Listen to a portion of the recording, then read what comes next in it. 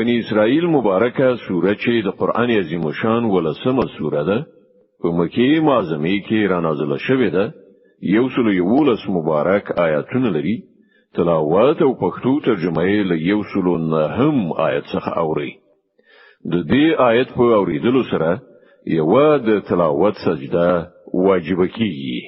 ويخرون للأذقان يبكون ويزيدهم خشوعا او هغوی پړ مخې په ژړا لویږي او د هغه په اورېدو سره د هغو تواضع لا پسې زیاتېږي قل ادعوا الله أو ادعوا الرحمن أيما تدعوا فله الأسماء الحسنى ولا تجهر بصلاتك ولا تخافت بها وابتغ بين ذلك سبيلا ای پیغمبره دوی ته وایه که د الله په ویلو یو بل یو که د رحمان په ویلو په هر نامو چې و بلې د هغه لپاره ټول غوړه نمونه دي او خپل منځ مو په ډیر لوړ اواز سره کوه او نه په ډیر ټیټ اواز سره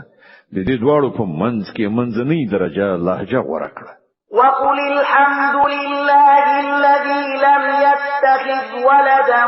ولم يكن له شريك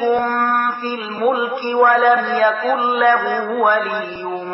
من الذل وكبره تكبيرا او ټول سنا ستاینه د هغه خدای لپاره ده چې هغه نه څوک په زوی ولې سره نیولای دی